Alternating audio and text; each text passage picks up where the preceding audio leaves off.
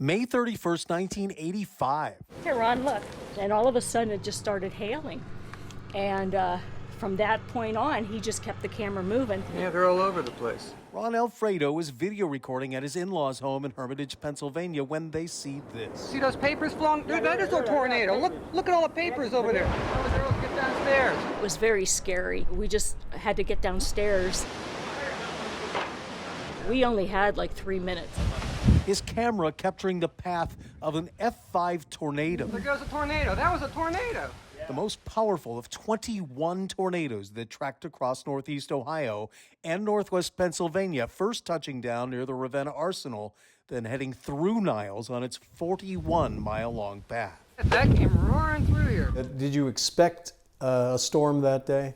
No, I don't think anybody did. Fox 8 sat down with a group of people who remember it all too well. Bernie Profato was a Niles patrolman at the time. When I was coming down 46 in my vehicle, I saw this funnel coming up 422, and it went behind me. I never realized this till I got to the top of the hill, that there were actually two funnels. One was coming from the south side, coming through their area, and when they got to the top of the hill, they met. And that's why there was so much devastation. You had two tornadoes that joined together and just totally destroyed this plaza. The storm leveling Niles Park Plaza. So I make the left turn to go down 422 to go to the mall. And my entire line of vision is black.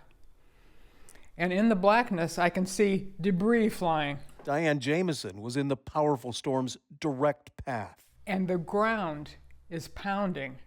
You can feel the ground pounding, that there's so much, it was unreal. And the noise was tremendous. And I'm running and running. I lay down, I cover my head, and then I can feel the tornado go past me. And I look up and I see this enormous funnel call, enormous. And I heard the noise. I looked up in the sky and I seen the tornado going by. In seconds, the funnel destroying the shopping center, a roller rink, and a nursing home planning a grand opening 2 days later. It just took everything. I couldn't believe the destruction that it did, and I assumed that we had tons of bodies laying all over the place. Profato rushed to the scene. I went around and I saw this guy running around and screaming. And he said, "I can't find my wife, I can't find my wife." And as I went around the corner, I saw this body of this lady in purple. And I says, "What was she wearing?" And he says, "A white dress." I said, "Okay, that's not her." Went around another corner, I marked that body. Then I went around another corner, and there was a lady in a white dress. She was dead. And I said, I got to get home. I got to get home. Because I could tell by the direction that it was bad, that my house was probably in the path. Oh my. Yeah.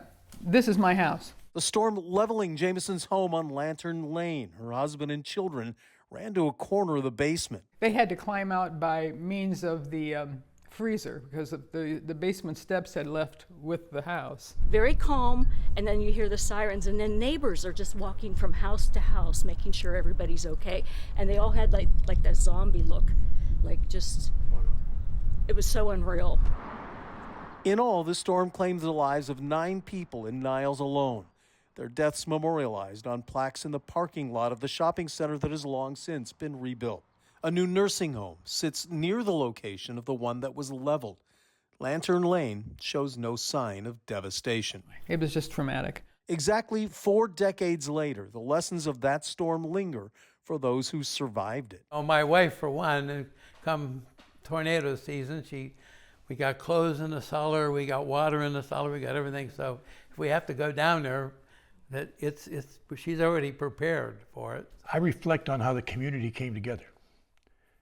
And that's why I wore this here, because the police department then were my brothers and sisters. And they're still my brothers and sisters today. And that's why I'm proud to wear this, because I'm proud of the job that they did and the fire department did at that time. Everybody was great. Everybody pitched in and helped, and I can't say enough for all the support we had from. All of that having been said, I would bet tomorrow's paycheck that you'd never want to experience this again. Nope, never again. In Niles, Dave Nethers, Fox 8 News.